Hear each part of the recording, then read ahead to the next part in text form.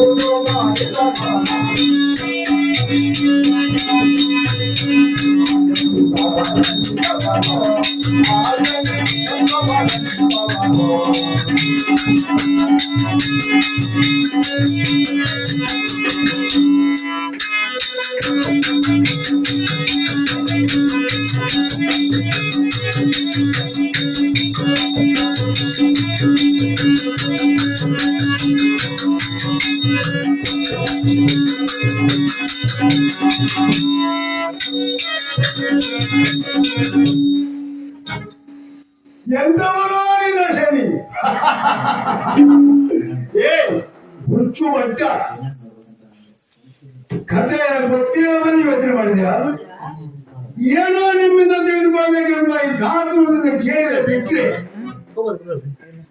ಲೋಕಕ್ಕೆಲ್ಲ ಗೊತ್ತಾಗುವಂತ ವಿಚಾರ ಹೇಳಿದೆಯಲ್ಲ ನೀನು. ಧ್ರುವಿಯ ಸಾರಥಿ ಕಾಲ ಹೆಳವ ಮಾಡಿದ ಯಾಕೆ? ಕುಪಿತನಾದವ ಯಾರು? ಮಗನನ್ನು ಹೊಡೆದಿದ್ದವ ಯಾರು? ಸೂರ್ಯದೇವ. ಅವನಿಗೆ ಕೊಡಬೇಕಿತ್ತು ಕಟ್ಟು. ಅದನ್ನು ಬಿಟ್ಟು ಆ ನಿನ್ನ ಶನಿ ಪಾಪ ಅಳಿಯದ ಪುಣ್ಯ ಕ್ರಿಯೆ ಕುದುರೆ ಕಣ್ಣುಗಳನ್ನು ಸುಳ್ಳು ಮಾಡಿದ. ಸಾರಥಿಯ ಹೊಂದಿ ಬಂದ ಆ ವರುಣನ ಕಾಲನ್ನ ಹೆಳವ ಮಾಡಿದ. ಇದು ಸೇರ್ತವ. ಹಾಗಿದ್ರೆ ಶನಿ ಬಲಾಗ್ಯ ಅಂತ ಹೇಳ್ತಾ ಇದ್ದೀರಲ್ಲ, ಅವನೆಂತವನೋ ಶನಿ. ಆದ್ದರಿಂದ ಶನಿಯ ವಿಚಾರ ಮತ್ತೆ ಹೇಳ್ತೇನೆ. ಏನು ಗೊತ್ತಿಲ್ಲ, ಅವನ ವಿಚಾರವಾಗಿ ಯೋಚನೆ ಮಾಡಿದಾಗ ಅದೇ ದಶಗಂಟ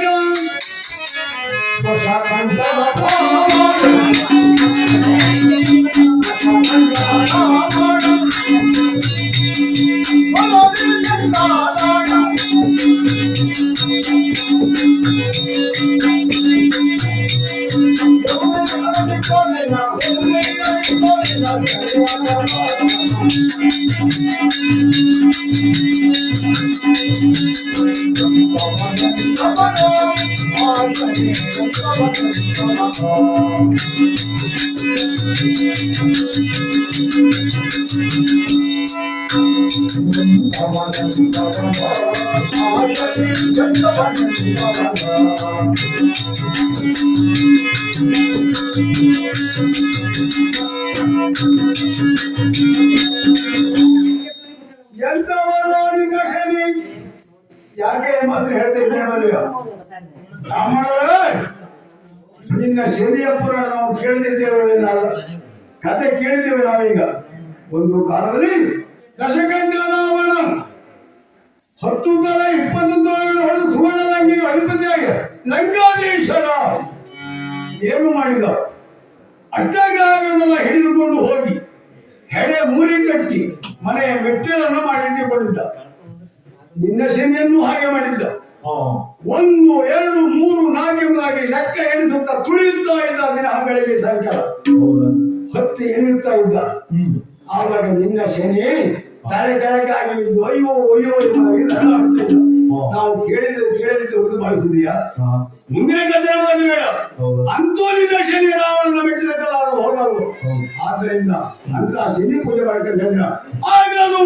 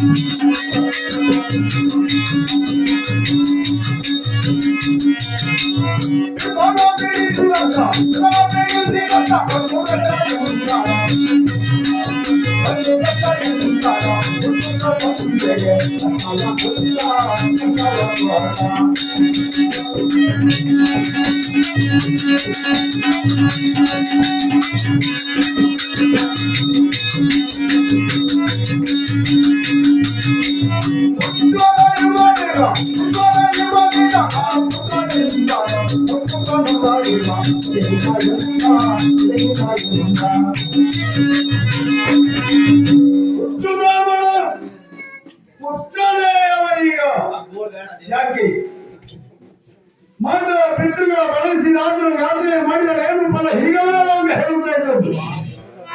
ಹುಟ್ಟಿದ ಕ್ಷಣಕ್ಕೆ ತಂದೆ ಕಷ್ಟಪಟ್ಟ ಬಲಾಢ್ಯ ಭಯಂಕರ ಎಂಬ ಹೇಳ್ತಾ ಇದ್ದಿರಲ್ಲ. ಒಂದು ಮಾತನ್ನು ಹೇಳ್ತೇನೆ ಕೇಳು. ಕಾಡಿನಲ್ಲಿ ವಾಸಿಸುವಂತ ವ್ಯಾಘ್ರನೊಂದು 33 ಕೋಟಿ ದೇವತೆಗಳು ಅಡಕವಾಗಿರುವಂತಹ ಗೋವನ್ನು ಹಿಡಿದು ತಿನ್ನುತ್ತದೆ. ಹಾಗಂತ ಬಹುಶಃ ಆ ವ್ಯಾಘ್ರ ಸ್ವೇಚ್ಛೆ ಹುಲಿ ಪೂಜೆ ಮಾಡ್ತಾರ? ಆಗುವುದೇ ಇಲ್ಲ. ಇವನೊಬ್ಬ ವ್ಯಾಘ್ರನಿಗೆ ಸಮಾನ. ಯಾರಿವರಿಗೆ ತಲೆ ಬಾಗಿಸಲು ಅವನ ಮನಸ್ಸುತ್ತಾನೆ ಹೇಳಿದೆಯಲ್ಲ, ತಲೆ ಎತ್ತಿದವರು ತಲೆ ಮೆಚ್ಚುತ್ತಾನೆ. ಹಾಗಿದ್ರೆ ಮನುಷ್ಯರು ತಲೆ ಎತ್ತಿ ಬಾಳುವುದೇ ಅಲ್ವಾ? ಅವನ ಪುತ್ರನಲ್ಲ, ಅಪುತ್ರ ನೀಚ ಗುಲಾಮ ಚಾಂಡಾಲನಿನ ಶನಿ. ಇತ್ತ ಪರಮಾತ್ಮ ಆಕಾಶದಲ್ಲಿ ಯಾವ ಮಾರ್ಗದಲ್ಲಿ ಬರ್ತಾನೆ ಅಂತ ಹೇಳಿದ್ರೆ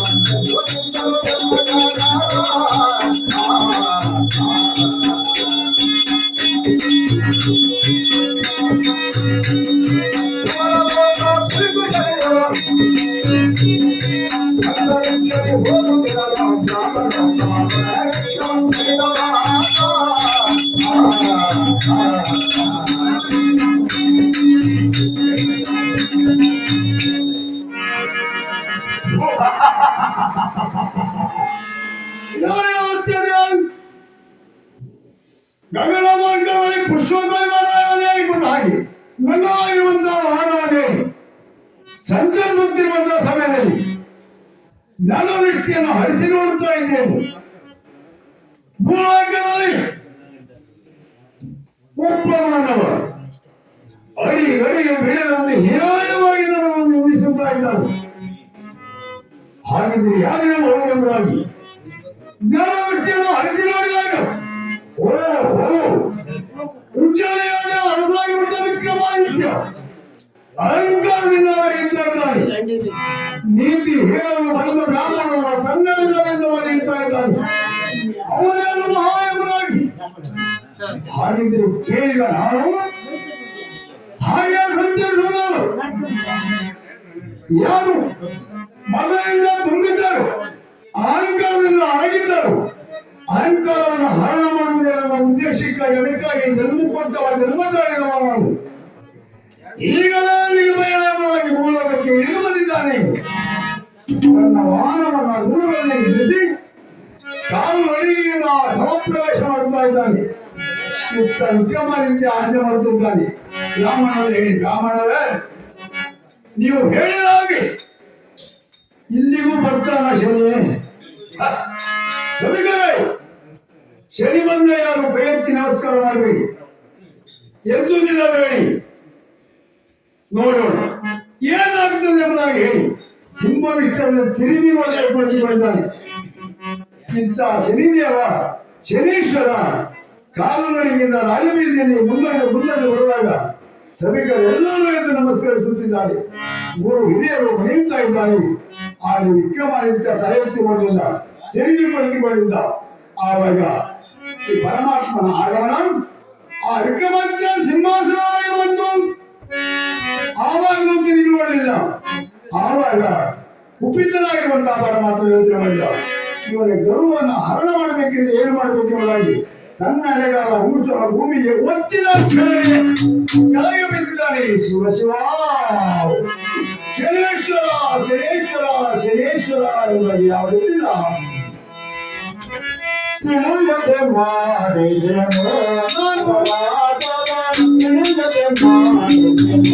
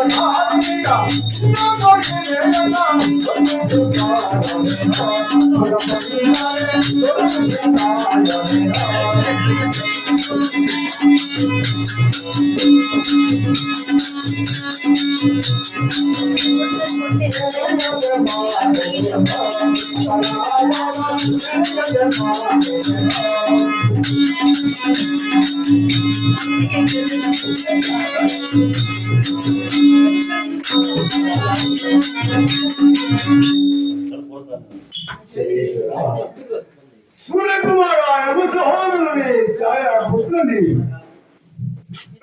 ನನ್ನ ಕ್ಷಮ್ಯ ಪ್ರಾಣವನ್ನು ಮನ್ನಿಸಿ ಕಾಪಾಡು ತಂದೆ, ಮನ್ನಿಸಿ ಕಾಪಾಡು. ಅಷ್ಟಗ್ರಹಗಳ ಮಹಿಮೆಯನ್ನು ಕೇಳಿದ ನಾನು 9ನೇ ಗ್ರಾಮವಿರುವಂತಹ ನಿನ್ನ ವಿಚಾರಕ್ಕೆ ಬಂದಾಗ ನನ್ನ ಮತಿಯ ಮಿತಿಯು ಏಕೆ ಹಾಳಾಯಿತು ನನಗೆ ಗೊತ್ತಿಲ್ಲ. ಅಜ್ಞಾನ ವಂದನಾದಿ, ಸುಜ್ಞಾನ ಹೀನನಾದಿ, ಬಾಯಿಗೆ ಬಂದ ರೀತಿಯಲ್ಲಿ ಅಂದ್ರೆ ಈಗ ನನಗೆ ಅರ್ಥವಾಯಿತು. ತಿಳಿಯಲೇ ಮಾಡಿದ ತಪ್ಪನ್ನು ಮನಸ್ಸಿ ಕಾಪಾಡುವ ಶನೀಶ್ವರ, ಮನಸ್ಸಿ ಕಾಪಾಡುವ ಸೆರೆಗೊಳ್ಳಿ ಹೇಳ್ತಿದ್ದೀನಿ. ಬಾಲ ಬುದ್ಧಿಯಿಂದ ಮಾಡಿದ ಎಂಬುದಾಗಿ ತಿಳಿಯುತ್ತಾನೆ. ತಿಳಿದು ನನ್ನನ್ನು ಉತ್ತರಿಸಿ ಕಾಪಾಡು ಶನಿಯವ ಶನಿಯವ ಶನಿಯವ. ಆವಾಗ ಇದ್ದ ಶನಿ ಯೋಚನೆ ಮಾಡ್ತೇನೆ.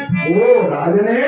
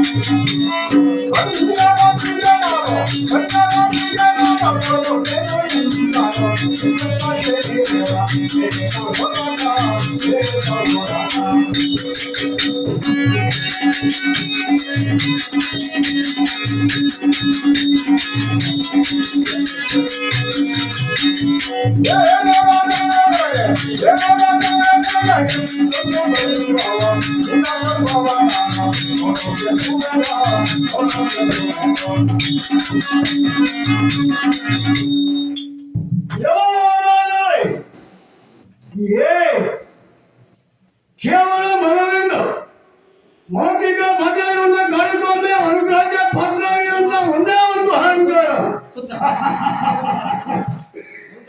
ನಾನ್ಯಾರು ಎಂಬುದಾಗಿ ನಿನಗೆ ಅರ್ಥವಾಗಲಿಲ್ಲ. ರಾಜನೇ, ತುಂಬಿದಂತ ಈ ಸಭೆಯಲ್ಲಿ ಸಿಂಹಾಸನವನ್ನೇರಿ ಬರುವ ದಾರಿಗೆ ಮುಖ ಮಾಡದೆ ತಿರುಗಿ ನೋಡದೆ ಕುಳಿತುಕೊಳ್ಳೀಯ. ಸಿಂಹಾಸನ ಸಮೇತನಾಗಿ ನನ್ನ ಪಾದದಲ್ಲಿ ಬಂದು ಬಿದ್ದಿ. ನಿನ್ನನ್ನು ಮನ್ನಿಸಬಹುದಿತ್ತು. ಪ್ರಾರ್ಥನಾಡಿದ ಒಂದು ಮಾತು, ಬರೆದ ಹಾಳೆಯನ್ನಾದ್ರೆ ಓದಬಹುದು, ಗೀಜಿದ ಹಾಳೆ ಹಾಗೆ ಖಾಲಿ ಹಾಳೆ ಆದ್ರೆ ಬರೆಯಬಹುದು. ಗೀಜಿದ ಹಾಳೆ ಬರೀಲಿಕ್ಕೂ ಬರುದಿಲ್ಲ, ಓದಲಿಕ್ಕೂ ಬರುವುದಿಲ್ಲ. ನೀವು ಹಾಗಾಗಿ ಓದಿ. 4 ವೇದಾಂಶ 12 ಪುರಾಣ ಹೀಗೆ ಸರ್ವ ನಿಪುಣರಾಗಿರುವಂತ ನೀನು ತಿಳಿಯದೇ ಮಾಡಿದ ತಪ್ಪೆಂಬುದಾಗಿ ನೀನು ಬಾಯಿಂದ ಹೇಳಲು ನಾನು ನಂಬಲಿಕ್ಕೆ ಸಾಧ್ಯ ಇಲ್ಲ. ತಿಳಿದು ನೀನು ಹೇಗೆ ಮಾಡಿದ್ದೀಯ ಅಂತಾದ್ರೆ ನಿನ್ನ ತಪ್ಪಿಗೊಂದು ಶಿಕ್ಷೆ ಆಗಲೇಬೇಕು. ಅದಕ್ಕಾಗಿ ಕನ್ಯಾರಾಶಿನ ಸೇರಿ ಪಂಚಮ ಶನಿ ಎಂದು ಕಾಣಿ ಹಂಚಿನ ನೀರನ್ನು ಕುಡಿಸಿ ಸುಂದರ ಇವತ್ತ ನಿನ್ನ ಕೈಗಳನ್ನು ನೀನು ನೋಡಿದ ಕಾರಣಕ್ಕೆ ನಾನು ಮೂನಾಂಗ ಎಂಬುದಾಗಿ ಹೇಳಿ ಸುಂದರವಾದ ನಿನ್ನ ಕರಚನೆಗಳೆಲ್ಲ ತುಂಡಾಗುವ ಹಾಗೆ ಮಾಡಿ ಹೊತ್ತು ಕೂಳಿಗೆ ಅಲೆ ಅಲೆಯುತ್ತ ತ್ರಾಹಿ ತ್ರಾಹಿ ಎಂಬುದಾಗಿ ಬೇಡಿಸದಿದ್ರೆ ಇದು ಸೂರ್ಯಕುಮಾರನಲ್ಲ, ಛಾಯಾ ಪುತ್ರನಲ್ಲ. ನೋಡು, ಇದು ನನ್ನ ಪ್ರತಿಜ್ಞೆ. ನೋಡು ನೋಡೆಂಬುದಾಗಿ ಹೇಳ. ಆವಾಗ ತನ್ನ ಬಗ್ಗೆ ಬರೆದುಕೊಳ್ಳುವಂತ ವಿಕ್ರಮಾದಿತ್ಯ ಶನಿದೇವ ಹಾಗೆ ಮಾಡಬೇಡ, ಹಾಗೆ ಮಾಡಬೇಡ ಶನಿದೇವ ಎಂಬುದಾಗಿ ಕಣ್ಣು ಮುಚ್ಚಿ ಪ್ರಾರ್ಥನೆ ಮಾಡುವಂತ ಹೊತ್ತಿನಲ್ಲಿ ಕಣ್ಬಿಟ್ಟು ನೋಡ್ತಿದ್ದಾನೆ ಪರಮಾತ್ಮ ಅಲ್ಲಿಲ್ಲ. ಆವಾಗ ವಿಕ್ರಮಾದಿತ್ಯ ಒಂದು ಗಳಿಗೆ ಚಿಂತಾಕ್ರಾಂತನಾದ. ಆಮೇಲೆ ತಲೆ ಎತ್ತಿ ಮುಂದೆ ಹೊರಟಿದ್ದಾನೆ. ಸಭಿಕರೇ, ನೀವೆಲ್ಲರೂ ವಿಕ್ರಮಾದಿತ್ಯ ಈ ಶನಿ ಕಾಡಿಯೇ ಬಿಟ್ಟು ಅಂತ ಯೋಚನೆ ಮಾಡಿದ್ದೀರಾ? ಯಾಕೆ ಮೂಗು ಪ್ರೇಕ್ಷೆ ಮಾಡಿದ್ದೀರ? ಇವನು ಶನಿಯ ಇಲ್ಲಿ ಬಂದದ್ದು ಅಲ್ಲವೇ ಅಲ್ಲ, ಅಲ್ಲವೇ ಅಲ್ಲ. ಯಾಕೆ ತುಂಬಿದಂತ ಈ ಸಭೆ, ಅದರಲ್ಲೂ ನನ್ನ ಆಳ್ವಿಕೆ ಒಳಪಟ್ಟಿರುತ್ತ ಈ ಸ್ಥಾನಕ್ಕೆ ಕರೆಯದೆ ಬಂದವನ ಹೇಳಿ ಬರೆಯದೆ ಓದುವವನ ಮುಂದೆ ಹೇಳುವುದೇ ಬೇಡ. ಯಾಕೆ ಬಂದ ಅವನ ಇಲ್ಲಿ ನಾನೀಗ ನೀನು ಬಾರಯ್ಯ ಹೇಗೆ ಶನಿ ಎಂಬುದಾಗಿ ಯಾಕೆ ಬಂದವ? ಎಲ್ಲಿ ಬಂದವ ಶನಿ ಅಲ್ಲ. ಯಾಕೆ? ಉದಾಹರಣೆ ನಾನು ಕೊಡ್ತೀನಿ. ಶನಿ ಹಬ್ಬ ದೇವ ಎಂಬುದಾಗಿ ಹೇಳುವಂತ ನೀವು ಅದನ್ನು ನೀವೇ ಹೇಳಿದ್ದು ಬ್ರಾಹ್ಮಣರು. ಶನಿ ದೇವರಿಗೆ ಹೌದಂತಾಗಲಿ ಅವನ ಬಾಯಿಂದ ಬಂದಂತ ಶಬ್ದ ಅಂತದ್ದು ಎಲ್ಲವೋ ಶಾನನೇ. ಈ ವಿಕ್ರಮಾದಿತ್ಯ ಒಬ್ಬ ನಾಯಿಯ ಅವನ ಬಾಯಿಂದ ಬಂತು ಅಂತಂದ್ರೆ ಅವನು ಶನಿಯೇ ಅಲ್ಲ. ನಾನು ಪ್ರತಿಜ್ಞೆ ಮಾಡ್ತೇನೆ, ಕೊನೆಗೆ ಹೇಳಿ ಹೋದನಲ್ಲ, ನಾನು ಹಾಗೆ ಮಾಡಿದ್ರೆ ನೀವು ನಾನು ಹೀಗೆ ಮಾಡಿದ್ರಿ, ನಾನು ಅಪ್ಪನಿಗೆ ಹುಟ್ಟಿದವನೇ ಅಲ್ಲ. ನೀವು ತಿಳಿದಿದ್ರೆ ತಪ್ಪಾಗಿ ಹೋಗಿ, ನೀವು ಅಪ್ಪನಿಗೆ ಹುಟ್ಟಿದವನಲ್ಲ, ನಾವು ಹುಟ್ಟಿದವರೇ. ಎಲ್ಲ ಶನಿಯೇ, ನನ್ನ ಪ್ರತಿಜ್ಞೆಯನ್ನು ಕೇಳಿ. ನೀನೀಗ ನೀನು ಏನೇ ಮಾಡು, ಎಂತಹ ಕಷ್ಟವನ್ನೇ ಕೊಡು, ಸತ್ಯದಿಂದ ಪಾಲನೆ ಮಾಡದಿದ್ರೆ ವಿಕ್ರಮಾದಿತ್ಯನೇ ಭುಜಬಲ, ವಿಕ್ರಮಾದಿ ಆ ಶನಿಯ ಛಲ ನೋಡಿ ನಡೆಯಲಿ ನಡೆಯಲಿ ನಡೆಯಲಿ ಹಾಗೆ ಅಂದಿನ ಹೊರವನ್ನು ಬೇರ್ಪಟ್ಟು ಮಂದಿರವನ್ನು ಸೇರಿದ್ದಾನೆ. ಹೆಂಡತಿಯಾಗುವಂತಹ ಪ್ರಭಾವತಿಯನ್ನು ಕುರಿತು ಚಿತ್ರದಿಂದ ಹಾಯಾಗಿ ಹೊರಗೆ ನಿಲ್ಲಿಸಿದ್ದಾನೆ. ಇತ್ತ ಕಡೆ ಶನೇಶ್ವರ ಯೋಚನೆ ಮಾಡಿದ, ಸ್ವಾಮಿ ಏನು ಇರಲಿ ಬೇಡಿದ, ಏನೋ ಒಂದು ಕ್ಷಮೆ ಕೊಡಬೇಕೆಂಬ ತೀರ್ಮಾನದಲ್ಲಿತ್ತು. ಮತ್ತೆ ಬಂದಾವನ ಮಾಡಿ ಹೋದ. ಏನೂ ಇರಲಿ, ನನ್ನ ಭಕ್ತರಲ್ಲವೇ ಒಮ್ಮೆ ತಿಳಿದುಕೊಂಡಾನು, ತಿದ್ದಿಕೊಂಡಾನು ಮಾಡಿದ ತಪ್ಪನೆಂಬುದಾಗಿ, ಮುಂದಾಗಬಹುದಾಗಿರುವಂತಹ ಕಷ್ಟವನ್ನ ಅವನ ಕನಸಿನಲ್ಲಿ ಹೇಳ್ತೇನೆ ಎಂಬುದಾಗಿ ಯಾವ ರೀತಿಯಿಂದ ಕನಸಲ್ಲಿ ಹೇಳ್ತಪ್ಪ ಅಂತ ಹೇಳಿದ್ರೆ,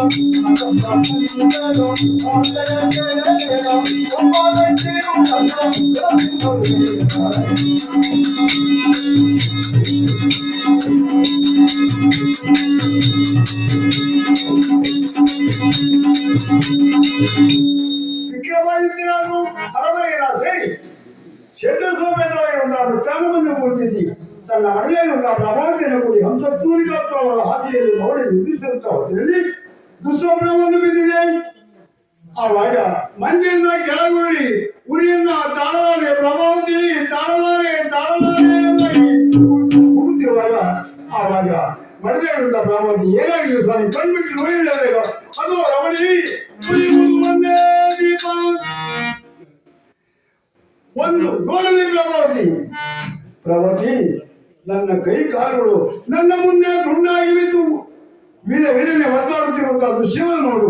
ಇದು ರಕ್ತ ಸುರಿಯುತ್ತದೆ ಪ್ರಭಾವತಿ ಎಂದಾಗ ಶಾಸ್ತ್ರೀಯ ಮಾತೃತ್ವಮೇ ಇರುವಂತಹ ಪ್ರಭಾವತಿ ಅದು ಗಂಡನ ಮಾತನಾಡಿಸಿ ಹಿತವಚನಗಳಿಂದ ಹೇಳ್ತಿದ್ದಾರೆ, ಸ್ವಾಮಿ ನಿಮ್ಮ ಯಾವ ಕೈಕಾಲುಗಳು ತುಂಡಾಗಲಿಲ್ಲ, ಎಲ್ಲವೂ ಸರಿಯಾಗಿವೆ, ಕಣ್ಬಿಟ್ಟು ನೋಡಿ ಅಂತ ಹೇಳಿದಾಗ ಆವಾಗ ಕಣ್ಣಾಡಿಸಿ ನೋಡ್ತಿದ್ದಾನೆ, ಎಲ್ಲವೂ ಸರಿಯಾಗಿದೆ. ಹಾಗಿದ್ರೆ ಯಾಕೆ ಹೀಗಾಗಿ ಹೇಳಿದಾಗ ಎಲ್ಲ ವಿಚಾರವನ್ನು ಹೇಳ್ತಾನೆ. ಕನಸಲ್ಲಿ ಹೀಗಾಗಿ ಹೋಯಿತು ಮತ್ತೆ ರಾತ್ರಿ ನೀರಂತ ಹೊರಟಲ್ಲಿ ಕಾರಣವೇನು ಗುರಿಯ ಕಾಲ ಕುಡಿಯ ಹೇಳಿದಾಗ ಆವಾಗ ಹೇಳ್ತಿದ್ದಾರೆ, ಸ್ವಾಮಿ ಹಾಗಿದ್ರೆ ಮಧ್ಯರಾತ್ರಿ ನೀರಿನ ಹೊತ್ತಲ್ಲಿ ಸ್ವಪ್ನ ಬಿತ್ತಂತಾದ್ರೆ ಮುಂದೆ ಏನೋ ಒಂದು ಆಗಬೇಕಾಗಿದೆ, ಅದರ ಬಳಿಯನ್ನು ತೋರಿಸುತ್ತಾ ಇದೆ. ಅದಕ್ಕಾಗಿ ನಮ್ಮಲ್ಲಿ ಶಾಸ್ತ್ರಜ್ಞರಾಗಿರುವಂತಹ ವಿದ್ವಾಂಸರಿದ್ದಾರೆ, ಪುರೋಹಿತರಿದ್ದಾರೆ, ಅವರನ್ನು ಕರೆಸಿ ಕೇಳುವುದಿದ್ರೆ ಯಾಕೆ ಎಂಬುದಾಗಿ ಹೇಳ್ತಾರೆ ಅಂತ ಹೇಳಿದಾಗ ಚಾಣಕ್ಯರ ಮುಖೇನವಾಗಿ ಅವರನ್ನು ಕರೆಸಿದ್ದಾರೆ. ಆವಾಗ ಪುರೋಹಿತರ ಆಗಮನ ಆಗ್ತಾ ಇದೆ. ಆವಾಗ ಪುರೋಹಿತರು ಬಂದು ನಮಸ್ಕಾರ ಮಾಡಿದ್ದಾರೆ. ಮಹಾರಾಜ, ಸ್ವಾಮಿ ಪುರೋಹಿತರೇ ಹೀಗೆ ಬರಬೇಕು, ಯೋಗ್ಯವಾಗಿರುವಂತಹ ಆಸೆಯನ್ನು ಮುಕ್ತ ಮಾಡಿ. ಆದ್ರೆ ಕರೆಸಿದ ಕಾರಣ ಮತ್ತೇನಲ್ಲ, ಮಧ್ಯರಾತ್ರಿ ನೀರಿರುವಂತಹ ಹೊತ್ತಿನಲ್ಲಿ ನಿಂತಿರುವಂತಹ ಸಪ್ರೇಷನ್ ನಿಂತದ್ದು ಯಾಕೆ ಹೀಗಾಯ್ತು ಸ್ವಾಮಿ ಹೇಳಿ ಅಂತ ಹೇಳಿದಾಗ ಪಂಚಾಂಗ ಶ್ರವಣ ಮಾಡಿದಂತ ಹೋಗಿದ್ರೆ ಯಾವ ರೀತಿ ಹೇಳ್ತಿರೋದಂತೆ. ಓ ಮಹಾರಾಜ,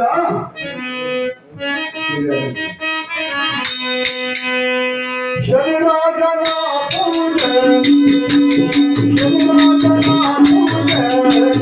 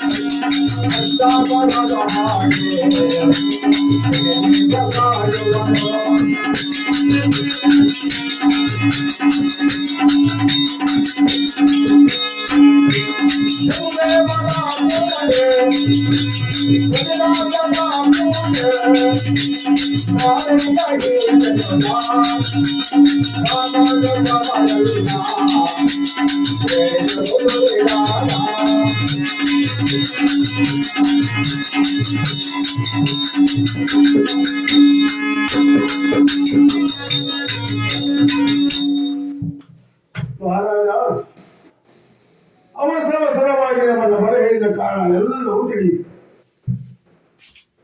ಉತ್ತಮವಾಗಿರುವಂತಹ ಕ್ಷತ್ರಿಯೋತ್ತಮವಾಗಿರುವಂತಹ ನೀನು, ಅದರಲ್ಲೂ ಚಕ್ರಾಧಿಪತಿಯಾಗಿದೆ ಇರುವಂತಹ ನಿನಗೆ, ಅದರಲ್ಲೂ ಶ್ರೀಮನ್ನಾರಾಯಣನ ಕೃಪೆಗೆ ಪಾತ್ರನಾಗಿರುವಂತಹ ನೀನು ದೇವಿಯ ಅನುಗ್ರಹಕ್ಕೆ ಅನುಗ್ರಹದಿಂದ ಮೀಸಲಾಗಿದೆ. ನಿನಗೂ ಸಹ ಈ ಹೊತ್ತಿನ ಒಂದು ಕನಸು ಬಿತ್ತಂತಾದರೆ ಅದನ್ನು ಕೇವಲ ತಾತ್ಸಾರ ಭಾವನೆಯಿಂದ ನೋಡುವುದಲ್ಲ. ಅದಕ್ಕಾಗಿ ಪಂಚಾಂಗವನ್ನು ಶ್ರವಣ ಮಾಡಿದ್ದೇವೆ. ಪಂಚಾಂಗವನ್ನು ನೋಡಿ ಎಲ್ಲವನ್ನು ವಿಮರ್ಶೆ ಮಾಡಿದಾಗ ವಿಶೇಷಕ್ಕೆ ಸ್ವಾಮಿ ಮತ್ತೇನಲ್ಲ, ಶನೇಶ್ವರನ ಅರ್ಥ ಸೂರ್ಯಕುಮಾರನ ವಕ್ರದೃಷ್ಟಿಯ ಪ್ರಭಾವ ನಿಮ್ಮ ಮೇಲೆ ಬೀರುವ ಹಾಗೆ ತೋರುತ್ತಾ ಇದೆ. ಅದಕ್ಕಾಗಿ ಮುಂಜಾಗ್ರತೆ ರೂಪವಾಗಿ ಕನಸಿನಲ್ಲಿ ತೋರುತ್ತಾ ಇದ್ದಾನೆ. ಈಗಲೂ ಕಾಲ ಮಿಂಚಿ ಹೋಗಲಿಲ್ಲ, ನಿಮ್ಮ ಮೇಲೆ ಬೀರಲಿಲ್ಲ. ಈಗ ಬೀರುವ ಪೂರ್ವದಲ್ಲಿ ಅದಕ್ಕೊಂದು ಪ್ರಾಯಶ್ಚಿತ್ತ ಆಗಬೇಕು. ಮತ್ತೇನಲ್ಲ, ಮಾಡಿದ್ರಾಯ್ತಪ್ಪ ಪೂಜೆ. ಬಹಳ ಸುಲಭ. ಪೂಜೆ ಮಾಡೋದು ಬಹಳ ಸುಲಭ, ಹೆಚ್ಚು ಖರ್ಚಾಗ್ಲಿಕ್ಕಿಲ್ಲ. ಮತ್ತೇನಲ್ಲ, ಶುದ್ಧವಾಗಿರುವಂತಹ ಒಂದು ಮಣ್ಣಿನ ಮಡಿಕೆ ಅದು ಆಗ್ಬೇಕು. ಮೃತ್ತಿಗೆಯ ಕುಂಭ ಅಂತ ಹೇಳ್ತಾರೆ. ತುಳಸಿ ಗಿಡದ ಬುಡದಲ್ಲಿರುವಂತ ಮಣ್ಣನ್ನು ತೆಗೆದು ಮಡಿಕೆಯನ್ನು ಮಾಡಿ, ಅಂದ್ರೆ ತುಳಸಿ ಗಿಡ ಬುಡದಲ್ಲಿ ಯಾವುದೇ ಕ್ರಿಮಿಗಳು ಇರುವುದಿಲ್ಲ.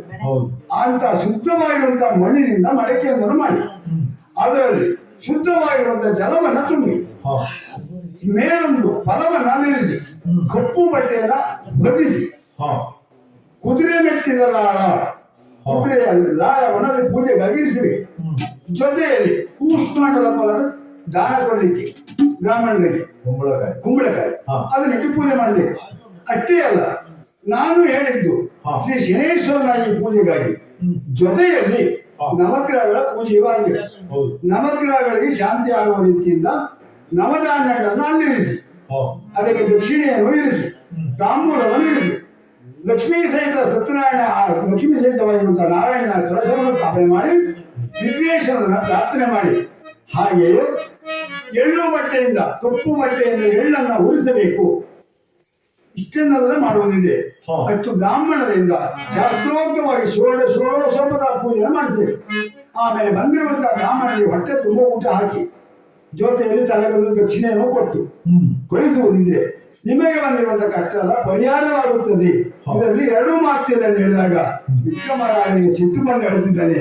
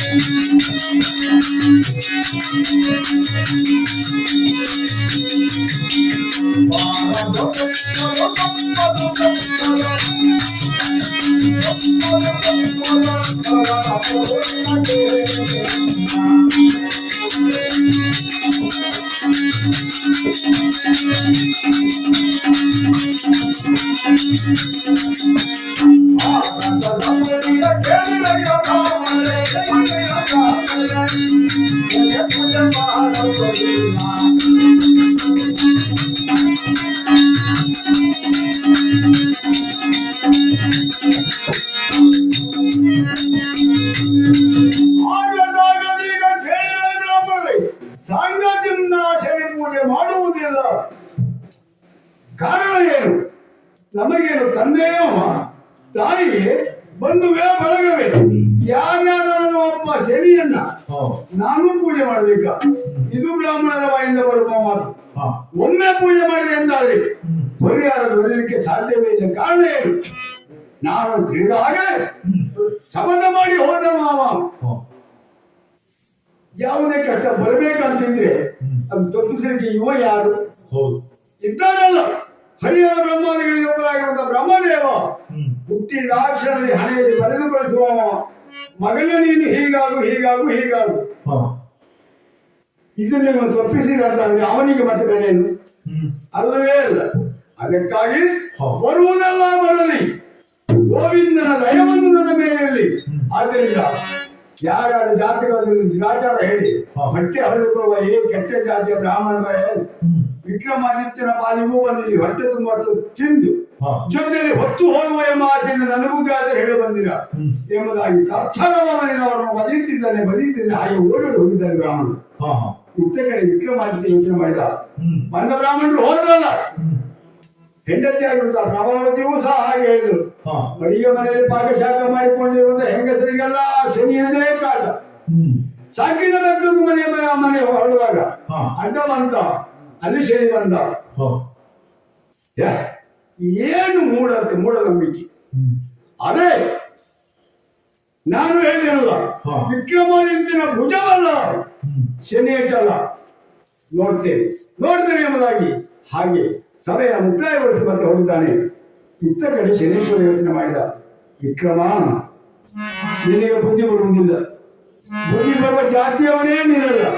ಅಹಂಕಾರದಿಂದ ಮೆರೆದಾಡುತ್ತಾ ಇದ್ದೀಯ. ಏನ್ ಮಾಡಲಿ? ಇವನಿಗೆ ಒಂದು ಬುದ್ಧಿ ಕಲಿಸಬೇಕಾದ ಯೋಚನೆ ಮಾಡಿದ. ಶನೇಶ್ವರ ಯೋಚನೆ ಮಾಡಿದ.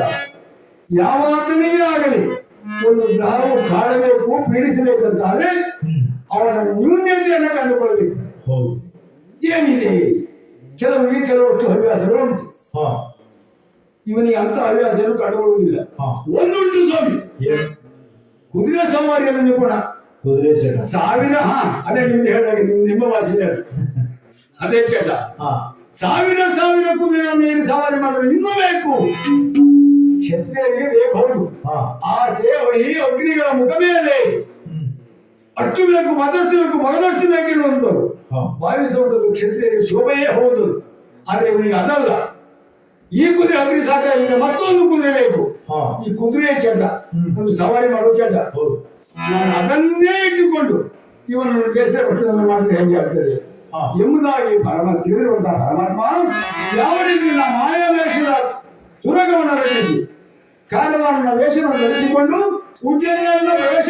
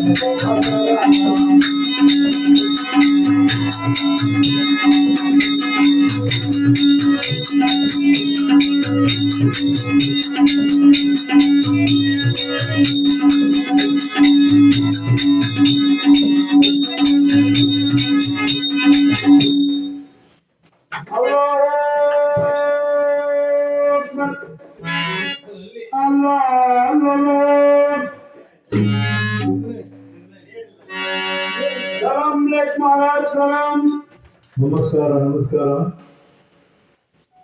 हमारा नाम कारवान अरबी देश हमारा गांव अरबी देश तुम्हारा भाषा मालूम नहीं भाषा बरोबर हमारा भाषा तुम मालूम नहीं आता निम्दू कन्नड़ी कन्नड़ कन्नड़ भाषा निम्दू कन्नड़ी थोड़ा थोड़ा मालूम ಸ್ವಲ್ಪ ಸ್ವಲ್ಪ ನಮಗೆ ಸ್ವಲ್ಪ ಬರ್ತದೆ ನಮ್ದು ಕನ್ನಡದಲ್ಲೇ ಮಾತಾಡ್ಬೋದ್ರಿ ನಮ್ದು ಹೇಳಿದ್ರಲ್ಲ ನಮ್ದು ಮುಸಲ್ಮಾನ ಐತಿ ಮುಸಲ್ಮಾನ ಜಾತಿಯ ನಮ್ದು ಮುಸಲ್ಮಾನ್ ಹೆಸರು ನಮ್ದು ಕಾರ್ವಾನ್ काम क्या है ಉದ್ಯೋಗ ಏನು ಮಾಡ್ತಿದ್ದೀರಿ ಅದು ನಮ್ದು ಗೋಡೆಕ ವ್ಯಾಪಾರ ಕುದುರೆ ವ್ಯಾಪಾರ ಅದು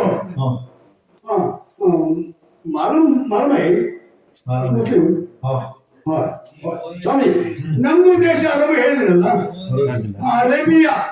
ಅರೇಬಿಯಾ ನಮ್ದು ಇಲ್ಲಿಗೆ ನಮ್ದು ವ್ಯಾಪಾರ ವ್ಯಾಪಾರ ಕುದುರೆ ವ್ಯಾಪಾರ ಸ್ವಾಮಿ ನಮ್ದು ನಿಮ್ದು ಸ್ವಲ್ಪ ವ್ಯತ್ಯಾಸ ಅಂತಂದ್ರೆ ಮತ್ತೆ ಎಂತದಲ್ಲ ಸ್ವಲ್ಪ ವ್ಯತ್ಯಾಸ ಉಂಟು ಸ್ವಾಮಿ ಆಕಾರದಲ್ಲಿ ಅಲ್ಲ ನಾವು ಮಾಡಿಕೊಂಡದ್ರಲ್ಲಿ ಸ್ವಲ್ಪ ವ್ಯತ್ಯಾಸ ಹೌದು ನಮ್ದು ಮೇಲೆ ಬರ್ತದೆ ಕೆಳಗೆ ಬಿಡ್ತದೆ ಹೌದಾ ನಿಮ್ದು ಕೆಳಗೆ ಬರ್ತದೆ ಮೇಲೆ ಬಿಡ್ತದೆ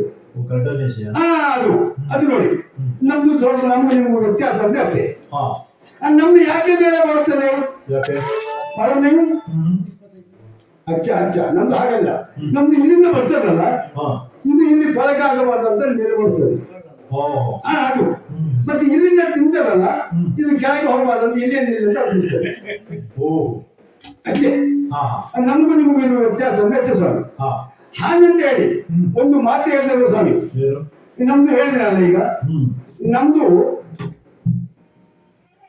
ಮತ್ತೆ ಈಗ ನಮ್ದು ಅರೇಬಿಯಲ್ಲಿ ಇಲ್ಲಿಗೆ ಬಂದಲ್ಲ ನಾವು 10 ಹಲವಾರು ಗಾಂವಗಳು ತಿರುಗಿ ಬಂದದ್ದು ಸುಮಾರು ದೇಶ ತಿರುಗಿ ಬಂದದ್ದು ನಾವು ಇವತ್ತು ಇಲ್ಲಿದ್ದ ನಾಳೆ ಅಲ್ಲಿ ಇರುವುದಿಲ್ಲ ನಾವು ಉದ್ಯೋಗಕ್ಕೆ ನಾವು ಹೊರಟು ಹೋಗ್ತದೆ ನಮಗೂ ನಿಮ್ಗೊಂದು ಮೂಲ ಮಂತ್ರ ಹೇಳ್ತದೆ ನಿಮ್ಗೂ ನಮಗೂ ಮತ್ತೊಂದು ವ್ಯತ್ಯಾಸ ಅಂತ ಹೇಳಿದ್ರೆ ನೀವು ಹೀಗೆ ಬರೀತದೆ ಹೀಗೆ ಬರೀತದೆ ಹಿಂದಿನಿಂದ ಮುಂದೆ ಹೋಗುದು ನಾವು ಹಾಗಲ್ಲ ನಮ್ದು ಮುಂದಿನಿಂದ ಹಿಂದೆ ಬರ್ತದೆ ಅದಕ್ಕೆ ನಮಗೂ ಸ್ವಲ್ಪ ವ್ಯತ್ಯಾಸ ಮತ್ತು ಒಂದು ಹೇಳ್ತೇವೆ ನಿಮ್ದು ಹಿಂದೂ ಉದ್ಧಾರ ಆಗುವುದಿಲ್ಲ ಸ್ವಾಮಿ ಹೌದಾ ನಿಮ್ದು ಹಿಂದೂ ಚೆನ್ನಾಗಿ ಉದ್ಧಾರ ಆಗುವುದಿಲ್ಲ ಯಾಕೋ ಕಾರಣ ಉಂಟು ಸ್ವಾಮಿ ನಿಮ್ಗೆ ದೇವರು ಎಷ್ಟು ಉಂಟು ಬೇಕಾದಷ್ಟು ದೇವರು ಉಂಟು. ಕಣ್ಣೆಲ್ಲ ದೇವರೇ ಸ್ವಾಮಿ ಇಲ್ಲಿ. ಅಲ್ಲಿ ಕೃಷ್ಣನ, ಇಲ್ಲಿ ಚೌಡಮ್ಮ, ಅಲ್ಲಿ ನೋಡಿ ಹಾ ಹೀಗೆ 10 ವಾರ ಉಂಟು. ಹಾ ಚೌಡಮ್ಮ ಆ ಚೌಡಮ್ಮ ಹೀಗುಂಟು. ಹಾ ಅಲ್ಲಿ ಕಂಡು ಅಲ್ಲಿ ಕೈ ಮುಗಿತದೆ, ಇಲ್ಲಿ ಕಂಡು ಇಲ್ಲಿ ಕೈ ಮುಗಿತದೆ. ಹೌದು. ನಮ್ದು ಹಾಗಲ್ಲ ಸ್ವಾಮಿ. ಹಾ ನಮ್ದು ಇದ್ದು ಒಂದೇ ಅಲ್ಲ, ನಮ್ದು ದೇವರೇ ಅಲ್ಲ. ದೇವರ ಇಲ್ವಾ? ದೇವರೇ ಅಲ್ಲ. ಅಲ್ಲ ಅಂದ್ರೆ ದೇವರು ಇಲ್ಲ ಅಂತಲ್ಲ, ನಾಮ ನಮ್ದು ದೇವ್ರ ಕ ನಾಮ ಅಲ್ಲ, ಭಗವಾನ್ का ಭಗವಾನ್ ಕ ನಾಮ ಅಲ್ಲ. ಹೋ ಸ್ವಾಮಿ, ಓ ಅಲ್ಲ ಅಂದ್ರೆ ಸಾಮಾನ್ಯದಲ್ಲ. ನಮ್ದು ಅಲ್ಲ ಇಲ್ಲಿ ಇಲ್ಲ, ಮತ್ತೆ ನಮ್ದು ಮೇಲೆ ಉಂಟು. ಮೇಲೆ ಹೋಗ್ಲಿಕ್ಕೆ ಕಾರಣ ಏನು ಗೊತ್ತುಂಟ? ಏನು? ನಮ್ಮ ಅಲ್ಲನಿಗೂ ನಿಮ್ಮ ಹನುಮನಿಗೂ ಒಂದು ದಿವಸ ಗಡ್ಡಾಬಡಿ ಜಗಳ ಆಯ್ತು. ಬಡಾಬಡಿ ಜಗಳ ಮಾಡಿದಾಗ ನಮ್ಮ ಈ ಎದೆ ಗೊತ್ತಲ್ಲ, ನಿಮ್ಮ ಹನುಮನಿಗೆ ನಮ್ಮ ಅಲ್ಲ ತೆಗೆದೊಂದು ಬಾರಿ ಎಲ್ಲಿಗೆ ಗಲ್ಲಕ್ಕೆ ಬಾರಿಸಿದ್ರು. ಈಗ ನಿಮ್ಮ ಹನುಮನ ಮುಖ ಎತ್ತ ಉಂಟು, ದೇಹ ಎತ್ತ ಉಂಟು, ಮುಖ ಎತ್ತ ಉಂಟು. ನಮ್ದೇ ಅಲ್ಲನ್ನು ಹೊಡ್ತಾರು. ಇವತ್ತಿಗೂ ನಾಟ್ಯ ಏನಿಲ್ಲ. ಆಮೇಲೆ ನಿಮ್ಮ ಈ ಹನುಮನಿಗೆ ಸಿಟ್ಟು ಬಂತು. ನಿಮ್ಮ ಹನುಮನಿಗೆ ಸಿಟ್ಟು ಬಂದು ಎಂತ ಮಾಡ್ತು? ನಮ್ಮ ಆಳನ ಕಾಲಿಗೆ ಕರಗರ ತಿರ್ಸಿ ಮೇಲೆ ಎಸಿತು. ಮೇಲೆ ಹೋದ ಅಲ್ಲ, ಇವತ್ತಿನ ಕೆಳಗೆ ಬರಲೇ ಅದಕ್ಕೆ ಹೋಗುದೇ ಹೇಗೆ? ನಾವು ಮೇಲೆ ಹೀಗೆ ಮುಖ ಮಾಡಿ ಹೋಗುದು ಅದಕ್ಕೆ. ನಮ್ದು ಅಲ್ಲ ಅಲ್ಲಿ ಉಂಟು. ಸ್ವಾಮಿ, ಮತ್ತೊಂದು ವಿಚಾರ ಏನು? ನಿಮ್ದು ಉದ್ಧಾರ ಆಗುದಿಲ್ಲ ಯಾಕೆ ಹೇಳ್ತೀವಿ? ಯಾಕೆ? ನಿಮ್ದು ಮಂದಿರಕ್ಕೆ ಹೋಗ್ತದೆ ಯಾರ್ಯಾರು? ನಾವೆಲ್ಲ ಒಟ್ಟಾಗಿ ಹೋಗ್ತದೆ. ಈ ಹೆಣ್ಣು ಗಂಡು ಒಟ್ಟಾಗಿ ಹೋಗ್ತದೆ, ಶೃಂಗಾರ ಮಾಡಿಕೊಂಡು ಹೋಗ್ತದೆ. ಹೌದು. ದೇವರ ಗುಡಿಗೆ ಸತ್ಯ ಹೇಳ್ತದೆ, ನೀವು ದೇವರಿಗೆ ಕೈ ಮುಗಿಲಿಕ್ಕೆ ಹೋಗುದೇ. ಮತ್ತೆ ನೀವು ಹುಡುಗಿ ನೋಡುದು, ಹುಡುಗಿನ ಹುಡುಗ ನೋಡುದು, ಅದಕ್ಕೆ ಹೋಗುದು. ಇಷ್ಟಕ್ಕೆ ಹೋಗುದು ನೀವು. ಮತ್ತೆ ದೇವರಿಗೆ ಅದನ್ನು ಕೊಡ್ತದೆ ನಿಮಗೆ. ನಮ್ದು ಹಾಗಲ್ಲ. ನಮ್ಮ ಚೌಕರಿನ ಒಳಗೆ ಕೂಡಿ ಆಗ್ತದೆ, ಮನೆ ಒಳಗೆ. ನಾವು ಒಬ್ಬಂದೇ ಹೋಗ್ತದೆ ಅಲ್ಲಿ ಮಂದಿರಕ್ಕೆ ಹೋಗಿ ನಾವು ಹೇಗೆ ಬೀಳ್ತದೆ ಅಲ್ಲ, ಹೋ ಹೀಗೆ ಕೊಡಂದ್ರೆ ಹೀಗೆ ಬೀಳ್ತದೆ. ಏನೇ ಕೊಟ್ಟರೆ ಇಲ್ಲೇ ಬೀಳ್ತದೆ. ನಿಮ್ದು ಏನಾಗ್ತದೆ? ಕೃಷ್ಣನ್ನ ಹೀಗೆ ಕೊಡು ಅಂದ್ರೆ ಹೀಗೆ ಕೇಳ್ತದೆ, ಏನೇ ಕೊಟ್ಟರು ಆಚೆ ಬಿದ್ದು ಹೋಗ್ತದೆ. ಮತ್ತೆ ನೀವು ಉತ್ತರ ಆಗುವಾಗ ಸ್ವಾಮಿ ಅದು ಇರ್ಲಿ ಬಿಡಿ. ಈಗ ಕೆಲವರು ಉತ್ತರ ಆಗಿದ್ದು ಅದು ಪ್ರಶ್ನೆ ಅಲ್ಲ. ಈ ನಮ್ದು ಒಂದು ವಿಚಾರ ಹೇಳಿದಾಗ ನಾವು ನಮ್ಮ ಅಪ್ಪನಿಗೆ ಹುಟ್ಟಿದ್ದು, ಮತ್ತೆ ಬೇರೆ ಎಲ್ಲ ತಪ್ಪು ತಿಳ್ಕೊಳ್ಬೇಡಿ. ನನ್ನ ವಿಚಾರವಾಗಿ ಹೇಳ್ದ. ಆವಾಗ ನಮ್ಮ ಅಪ್ಪ ಹೇಳ್ತು, ಮಗನಿಗೆ ಇನ್ನೊಂದು ಉದ್ಯೋಗ ಮಾಡು ಅಂತ ಹೇಳಿ ನಮ್ಗೆ 2 ಚಕ್ರ ತಂದು ಕೊಡ್ತು. ಅದೇ ನಾನು ಕೆಲವು ಉದ್ಯೋಗ ಮಾಡಿದ ಸಾಕು, ಯಾವುದರಲ್ಲೂ ಕೈ ಹಿಡಿದಿಲ್ಲ. ಹಾಗೆ ಮೊನ್ನೆ ಹೋದಾಗ ಅಲ್ಲಿ ಗಂಟಿನ ಕಪ್ಪದಲ್ಲಿ ಕೆರೆಯಪ್ಪನದ್ದು ಕೇಳಿದೆ, ಏನು ಮಾಡಿಲ್ಲ ನಿಂತು ಕೆರೆಯಪ್ಪನ, ನಮ್ಗೆ ಒಂದು ಉದ್ಯೋಗ ಆಗ್ಬೇಕಲ್ಲ ಅಂತ ಹೇಳಿ. ಅವರು ನಮ್ಗೆ ಉದ್ಯೋಗ ಕೊಟ್ಟು ಸಾಗರಿ ಒಂದು ಕೆಲಸ ಮಾಡಿ ಇಷ್ಟು ದೊಡ್ಡ ಉಂಟು ಮುಳುಗುಳುಂಟು, ಇದನ್ನು ನೀವು ಧರ್ಮಕ್ಕೆ ಸಿಕ್ಕಿದ್ರೆ ಕೊಂಡು ಹೋಗಿ ವ್ಯಾಪಾರ ಮಾಡಿ ಅಂತ ಹೇಳಿ.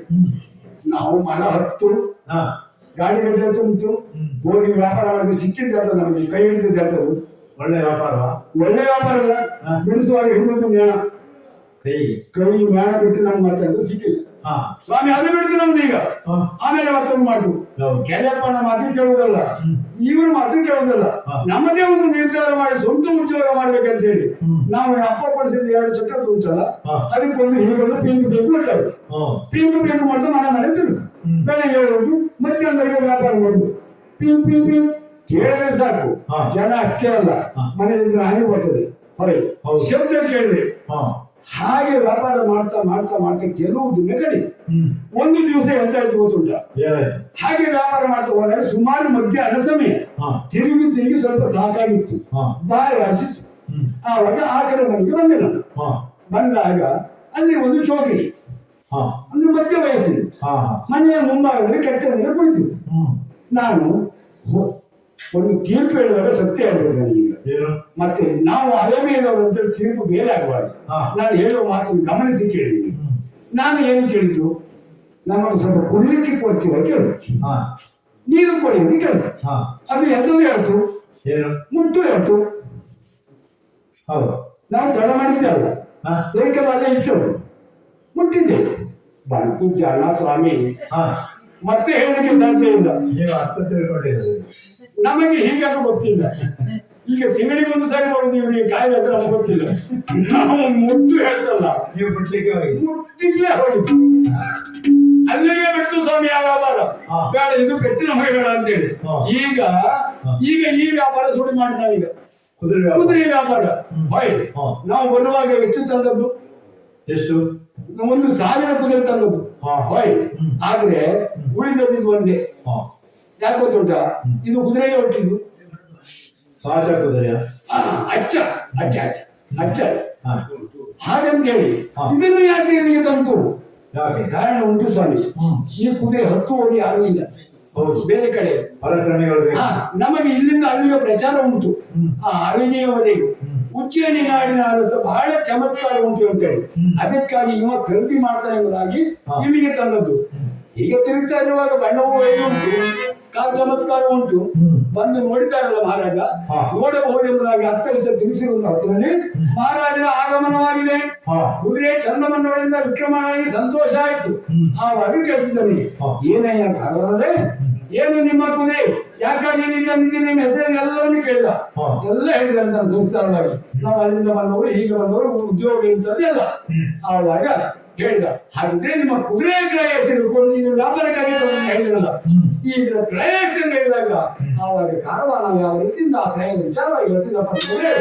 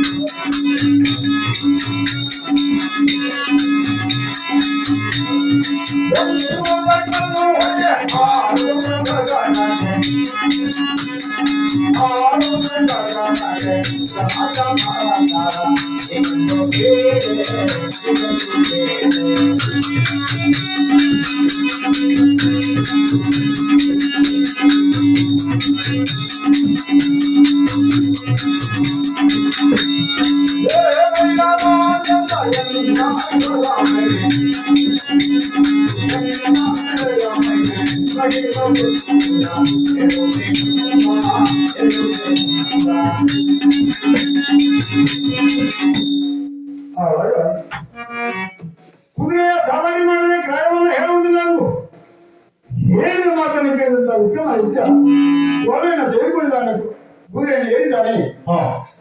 ತನ್ನ ಸವಾರಿಯನ್ನ ಒಂದು ಬಾರಿ ಸುತ್ತುವರಿದಾರಿ ಕೇಳಿದ್ದಾನೆ. ಕುದುರೆ ಹತ್ತಿದ ಚಮ್ಮಡಿಯಿಂದ ಹೊಡೆಯಲಿಲ್ಲ. ಅತಿಯಾಗಿರುವಂತಹ ವೇಗದಿಂದ ಸಾಗುತ್ತಿರುವಂತಹ ಕುದುರೆಯಿಂದ ವಿಕ್ರಮಾದಿತ್ಯನಿಗೆ ಸಂತೋಷ ಆಯಿತು. ಮನ್ನ ಕೆಳಗೆ ಎಂದು ಕೇಳಿದ. ಆ ಅಧಿಕಾರಿ ಹೇಳಿದ, ಅಯ್ಯ ರಾಜೇಂದ್ರ, ಎನ್ನ ಕುದುರೆಯ ಮೈನಿಷ್ಠಕ್ಕೆ ಮುಗಿದು ಹೋಗಲಿಲ್ಲ, ಅದಕ್ಕಾಗಿ ಒಂದು ಪೆಟ್ಟನ್ನು ಹೊಡೆಯ ಹಾರುವುದು ಗಗನಕ್ಕೆ, 2 ಪೆಟ್ಟನ್ನು ಹೊಡೆದ್ರೆ ಪುಷ್ಪಕ ವಿಮಾನದಂತೆ ಸಾಗುತ್ತಿರುವಂತಹ ಕುದುರೆ ಇದು. ಹಾಗೆ 3ನೇ ಪೆಟ್ಟನ್ನು ಹೊಡೆದ್ರೆ ಹೊಡೆದ ಸ್ಥಳದಲ್ಲಿ ಏಕಾಗಿ ಇರುತ್ತದೆ ಕುದುರೆ ಇದು. ಹೌದು. ಆವಾಗ ಮಹಾರಾಜನಿಗೆ ಸಿಟ್ಟು ಬಂತು, ಒಂದು ಕಡೆ ವ್ಯಂಗ್ಯವೂ ಆಯಿತು. ಕಾರವಾರವೇ, ನೆಲದಲ್ಲಿ ಸಂಚರಿಸುವಂತಹ ಕುದುರೆಯನ್ನು ಆಕಾಶ ಮಾರ್ಗದಲ್ಲಿ ಹಾರುತ್ತದೆ ಎಂದು ಹೇಳಿಲ್ಲ. ನಿನ್ನಾಗಿರುವಂತಹ ಮಾತಿನ ಮೋಡಿಯಿಂದ ಹಳವಿ ದೇಶದಲ್ಲಿ ಎಲ್ಲವನ್ನು ಮರಳು ಮಾಡಿ ಕನ್ನಡ ನಾಡಾಗಿರುವಂತಹ ಈ ಉಜ್ಜಯಿನಿ ನಾಯಕರಿಗೆ ಬಂದು ನಮ್ಮನ್ನು ಮಾತಿನ ಮೋಡಿಯಿಂದ ವಂಚಿಸಬೇಕೆಂಬ ಯೋಚನೆ ಮಾಡಿದೆಯಾ? ಎಲ್ಲಿಯಾದರೂ ಹಾರುತ್ತದೆ ಕುದುರೆ, ನೆಲದಲ್ಲಿ ಸಂಚರಿಸುವಂತಹ ಕುದುರೆ ಎಂದು ಹೇಳಿದಾಗ ಹೌದು ಮಹಾರಾಜ, ಹೌದು ಎಂದಿಲ್ಲ. ಆವಾಗ ಮುಂದೆ ಹೇಳ್ತಿದ್ದಾರೆ, ಕುದುರೆ ನಾನು ಬರುವವರೆಗೆ ನನಗೆ ಉದ್ಯೋಗಗಳನ್ನು ಕೊಡುವುದನ್ನು ಯೋಗ್ಯ ರೀತಿಯಲ್ಲಿ ಮಾಡುತ್ತಾ ಇವನನ್ನು ಇಟ್ಟುಕೊಳ್ಳಿ. ಕಾರವಾರನೇ, ನೀನಾಡಿದಂತಹ ಮಾತು ಸತ್ಯವಾದರೆ ಸತ್ಯವೇ 1 ಲಕ್ಷ ಕೊಡ್ತೇನೆ, ಇಲ್ಲ ಅಂತಾದ್ರೆ ನಿನ್ನ ತಲೆ ಉಳಿಲಿಕ್ಕಿಲ್ಲ ಎಂಬುದಾಗಿ ಆಜ್ಞೆ ಮಾಡಿ ಹಾಗೆ ಕುದುರೆಯಲ್ಲಿ ಇರಬೇಕೆನ್ನುವಂತಹ ತವಕದಿಂದ ಯೋಚನೆ ಮಾಡಿದಂತಹ ಮಹಾರಾಜ ಯೋಚನೆ ಮಾಡಿದ. ಏನು ಹೇಳಿದ್ರಲ್ಲ, ಹುಲ್ಲು ಕಟ್ಟಿಯಾದ್ರೂ ಸ್ವಲ್ಪ ಪರಾಮರ್ಶೆ ಮಾಡಬೇಕು. ಹೌದು, ಏನೋ ಹೇಳ್ತಿದ್ರೆ ಇಷ್ಟು ತೀವ್ರತನದಿಂದ ದಿಟ್ಟತನದಿಂದ ಹಾರುತ್ತದೆ ಕುದುರೆ, ಮೇಲೆ ಹೊರಡ್ತದೆ, ಕೆಳಗೆ ನಿಂತದೆ ಇದ್ರೂ ಇರಬಹುದು. ಯಾಕೆ ಮಾಡಿದ್ರೆ ನಾವು ಇಷ್ಟರೊಳಗೆ ಹೊರಗೆ ಏನಂತ ನೋಡಿದಂತ ಕುದುರೆ ಒಂದೇ ಒಂದು ಬಣ್ಣದಾಯಿತು. ಇದು ಹಾಗಲ್ಲ, 5 ಬಣ್ಣದಿಂದ ಕೂಡಿದಂತ ಕುದುರೆ ಇದು. ಅದರಲ್ಲೂ ಈ ಕಾರವನ್ನಾಡಿದಂತ ಆ ಮಾತಾಡುವಂತ ಹೊತ್ತಿನಲ್ಲಿ ಕುದುರೆ ತಲೆ ಅಲ್ಲಾಡ್ತದೆ. ಈಗ ಒಂದು ಪೆಟ್ಟನ್ನು ಹೊಡೆಯು ಹೀಗೆ ಮಾಡ್ತದೆ, ಕಾಫಿ ಕುಡಿಯಲ್ಲ. ಎರಡು ಪೆಟ್ಟನ್ನು ಹೊಡೆದು ಹೀಗೆ ಮಾಡ್ತದೆ. ಅದಕ್ಕೆ ಬಹುಶಃ ಇದಕ್ಕೊಂದು ಪ್ರಜ್ಞಾವಸ್ಥೆ ಇದೆ ಅಂತ. ಹೌದು. ಅದಕ್ಕಾಗಿ ಸೂಕ್ಷ್ಮವಾಗಿರುವಂತ ಚಂದವಾಗಿರುವಂತ ಕುದುರೆಯಲ್ಲಿ ಇರುವ ಪೂರ್ವದಲ್ಲಿ ಶುಭದ ಹಾರೈಕೆಗಾಗಿ ಒಂದು ಮಂಗಳಾರತಿ ಆಗ್ಬೇಕಲ್ಲ. ಹಾ. ಯಾರಿಂದ ಆಗಿತ್ತು? ನೀವು ಕುದುರೆ ನನಗಿದ್ದಲ್ಲ ಮಡದಿ ಪ್ರಮಾಣಿ ಅವರಿಗೆ ಹೇಳ್ತಾನೆ ಮಡದಿ ಅವರು ಯಾವ ಚಿನ್ನ ಆ ಕುದುರೆಗೆ ಮಂಗಳಾರತಿ ಮಾತ್ರ ಅಂತ ಹೇಳಿದ್ರೆ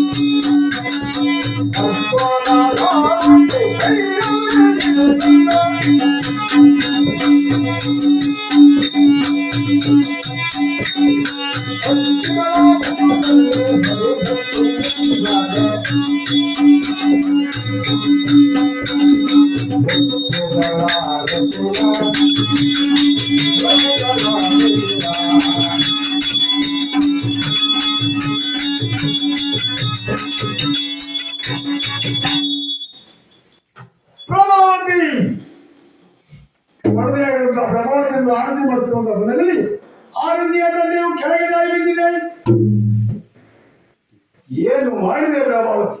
ಶುಭ ರೂಢಿಯ ಶತ್ರುಗಳ ಹಕ್ಕಿಯನ್ನು ಅಶುಭ ರೂಢಿಯ ಗುಮೆ ಅಂತಾಗಿ ಹೋದೆಯಲ್ಲ, ನೀನು ಗುಮೆ ಅಂತಾಗಿ ಹೋದೆಯಲ್ಲ. ಏನು ಮಾಡಿದೆ? ಏನು ಮಾಡಿದೆ? ಆವಾಗ ಪ್ರಭಾವತಿ ಹೇಳ್ತಿದ್ದೆ, ಸ್ವಾಮಿ ಆರತಿಯ ಕಟ್ಟೆ ಕೈ ಜಾರಿ ಬಿದ್ದದ್ದಲ್ಲ, ಅಪಶಕುನವಾದದ್ದು. ಮುಂದಾದ ಬದಲಾಗಿರುವುದ ಯಾವುದೋ ಕೇಳು ಸಂಕೇತ. ಅದಕ್ಕಾಗಿ ಇಂದು ಉಳಿದು ನಾಳೆ ಬೇಕಾದ ಕುದುರೆ ಸವಾರಿ ಮಾಡಿದ್ದೀವಿ. ಆವಾಗ ಹೇಳ್ತಿದ್ದಾನೆ ವಿಕ್ರಮಾದಿತ್ಯ, ಪ್ರಭಾವತಿ ಕೇಳಿದಾದ ಹಿಂದೆ ಒಂದು ಕಾಲದಲ್ಲಿ ಚಂಪಕಾವತಿ ದೀಕ್ಷರಾಗಿರುವಂತಹ ಹಂಸಂದ್ರ ಕುಮಾರರಾಗಿರುವಂತಹ ಸುಧರ್ಮ ತಂದೆಯ ಮಾತಿಗಾಗಿ ಯುದ್ಧಕ್ಕಾಗಿ ಹೊರಟು ನಿಂತಿರುವಂತಹ ಸಮಯ. ಹೆಂಡತಿ ಒಂದು ಮಾತನ್ನ ಹೇಳದೆಯೇ ಹೊರಬಾರದೆಂಬ ತೀರ್ಮಾನಕ್ಕೆ ಬಂದು ಶೈಲಾಗ್ರಹವನ್ನು ಪ್ರವೇಶ ಮಾಡಿದರಂತೆ. ಆವಾಗ ಹೇಳಿದರಲ್ಲಿ ಹೋಗುತ್ತೇನೆ ದುರಕ್ಕಾಗಿ ಬಂದಿರುವಂತಹ ಪಾರ್ಥನಲ್ಲಿ. ಆವಾಗ ಆ ಪ್ರಭಾವತಿ ಹೇಳಿದಂತೆ, ಋತು ಸಮಯ ಇಂದಿನಗೆ ಹಳೆಗಾಲ ಬೆಳೆ ಮಾಡುವುದು ನಿಮಗೆ, ಇಂದಿಲ್ಲಿ ಉಳಿದು ನಾಳೆ ಮತ್ತೆ ಹೋಗಬಹುದು. ಹೆಂಡತಿಯ ಮಾತಿಗೆ ಮನಸ್ಸೋತಿರುವಂತಹ ಸುಧರ್ಮ ಉಳಿದ ಒಂದು ರಾತ್ರಿ ಮರುದಿನ ಏನಾಯಿತು, ಎತ್ತಿ ಬಿಸಾಗಿರೋ ತತ್ತೈದರಿಂದ ಎಂಬುದಾಗಿ ಹಂಸವಾದ ಗುಡುಗಿದ ಆಳುಗಳು ಬಂದು ಕುದಿಯುವ ಎಣ್ಣೆಯಲ್ಲಿ ಎತ್ತಿ ಬಿಸಾಕಿದ್ರು ಸುಧರ್ಮನನ್ನ. ಏನೋ ಹೊರೆಯ ತೋರಣೆಯಿಂದ ಅವ ಒಲಿಕಿ ಬಂದ. ಹಾಗಾಗಬಾರದು. ಹೆಂಡತಿಯ ಮಾತಿಗೆ ಮನಸ್ಸೋತಿ ವಿಕ್ರಮಾದಿತ್ಯನ ಜೀವನದಲ್ಲಿ ಮುಂದಿಟ್ಟ ಅಡಿಯನ್ನ ಹಿಂದಿಳಿಯುವ ಹಾಗಿಲ್ಲ. ನಡೆಸಿದ್ದ ಪೂಜೆ ಏನೇ ಇರುತ್ತೇನೆ ಎಂಬುದಾಗಿ ಹೇಳಿದ. ಮಂತ್ರಿ ಬಂದು ಹೇಳಿದ್ರು ಕೇಳಿಲ್ಲ. ಆವಾಗ ಹೆಂಡತಿಯನ್ನು ಅಧಿಕರಿಸಿ ಯಾವ ರೀತಿಯಿಂದ ಕುದುರೆ ದೇವತನ ಅಂತ ಹೇಳಿದ್ರೆ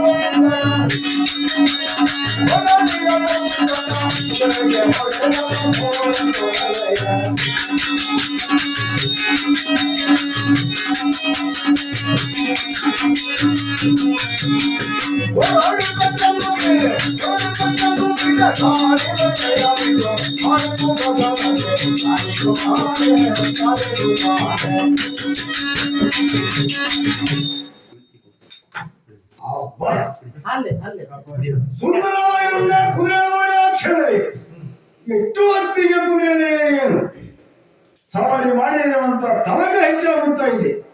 ಅದರಲ್ಲೂ ಕಾರಣವನ್ನಾಡಿದ ಒಂದೊಂದು ಮಾತು ನನ್ನನ್ನು ಕೆಣಕುತ್ತಾ ಇದೆ. ಕೇಳದೆ ತಿಳಿದಿರುವಂತಹ ಒಂದು ವಿಚಾರ ಹೇಳಿದನಲ್ಲ ಇವ, ಪೆಟ್ಟು ಹೊಡೆದ್ರೆ ಹಾಗಾಗ್ತದೆ ಹೀಗಾಗ್ತದೆ ಅಂತೇಳಿ ಎಷ್ಟು ಹೊತ್ತಿಗೆ ಕುದುರೆ ಹಾಕ್ತೇನೆ ಹೇಳಿದ ಹಾಗೆ ಪೆಟ್ಟು ಹೊಡಿತೀನಿ ಎಂಬುದಾಗಿ ವೀರ ವಿಕ್ರಮ ಕುದುರೆಯನ್ನು ಹತ್ತಿದ್ದಾನೆ. ಚಮ್ಮಟಿಗೆ ಹಿಡಿದ ಒಂದು ಕೈಯಲ್ಲಿ ಕೊರಡೆ ಹಾಗೆ ಸಾಗುತ್ತಾ ಇದ್ದಾನೆ. ಪ್ರಜಾ ವರ್ಗದವರು ನೋಡುತ್ತಿದ್ದಾರೆ. ಮಹಾರಾಜರ ಭಾಗ್ಯದ ಬಾಗಿರುತ್ತದೆ ಇದು. ಇದುವರೆಗೆ ಸಾವಿರ ಕುದುರೆಯನ್ನು ಏರಿ ಸವಾರಿ ಮಾಡಿದಂತಹ ವೀರ ವಿಕ್ರಮಾದಿತ್ಯನ ಪಾಲಿಗೆ ಶುಭೋದಯ ಎಂಬುದಾಗಿ ಎಲ್ಲರೂ ಮೂವೆ ಮೇಲೆ ಬೆರಳಿನಿಟ್ಟು ನೋಡ್ತಾ ಇದ್ದಾರೆ. ಕುದುರೆ ಅತಿಯಾಗಿರುವಂತಹ ವೇಗದಲ್ಲಿ ಸಾಗುತ್ತಾ ಇದೆ. ಹೇಗಪ್ಪ ಸಾಗುತ್ತಾ ಇದೆ ಅಂತಂದ್ರೆ ಚಂದ್ರುಳಿಯು ನಭಾಮಂಡಲವನ್ನು ಮುಸುಗುವ ರೀತಿಯಲ್ಲಿ ನಾಗಾಲೋಟ ಅಂತ ಹೇಳ್ತಾರೆ. ಆ ವೇಗದಲ್ಲಿ ಸಾಗುತ್ತಾ ಇದೆ. ತುಂಬಾ ದೂರ ಹೋದ ಆವಾಗ ನೆನಪಾಯ್ತು, ಇಷ್ಟೇ ಸಾಕಾಗಲಿಕ್ಕಿಲ್ಲ. ಹೊರಡೆ ಕೊಟ್ಟಿದ್ದಾನಲ್ಲ, ಪೆಟ್ಟು ಹೊಡಿಬೇಕೆಂಬುದಾಗಿ ತಿಳಿದಿರುವಂತಹ ವಿಕ್ರಮಾದಿತ್ಯ ಹೊಡೆದ ಒಂದು ಬೆಟ್ಟಲ್ಲ. ಕುದುರೆ ಅತಿಯಾಗಿರುವಂತಹ ವೇಗದಿಂದ ಸಾಗಿತ್ತು. ಎಲ್ಲ ಬಿಡುವ ಸ್ಥಿತಿಯಲ್ಲಿತ್ತು.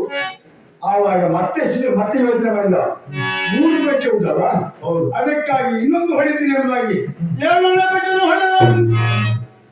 ಕುದುರೆ ನೆಲ ಬಿಟ್ಟು ಮೇಲೆ ಹಾಕ್ತಾ ಇದೆ.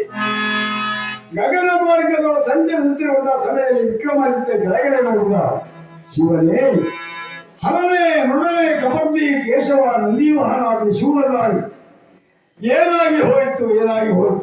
ಕೇವಲ ಆ ಕಾರವಾರನು ಆಡಿದ ಮಾತನ್ನ ಕೇಳಿದಂತ ನಾನು ಇದಲ್ಲ ಸತ್ಯ ಎಂಬ ತೀರ್ಮಾನಕ್ಕೆ 2 ಬೆಟ್ಟ ಹೊಡೆದಿ ಮೇಲೆ ಹೋಗುತ್ತಾ ಇದೆ. ಕುದುರೆ ಕೆಳಗಡೆ ನೋಡ್ತಿದ್ದಾನೆ.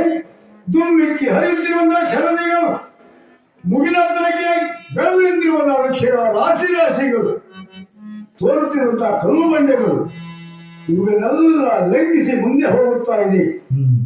ಹಾಗಿದ್ರೆ ಈಗ ಈ ಕುದುರೆ ಅಲ್ಲಿ ಯಾರು ತನ್ನ ಮೈಯನ್ನ ಕೊಡಹುದಿದೆ, ನಾನು ಅಲ್ಲಿಂದ ಕೆಳಗೆ ಬೀಳುವುದಿದೆ. ವಿಕ್ರಮಾದಿತ್ಯನ ಪ್ರಾಣ ಅಂತಿರಲಿ, ಎಲುಬು ಸಹ ಸಿಕ್ಕಲಿಕ್ಕೆ ಸಾಧ್ಯ ಇಲ್ಲ.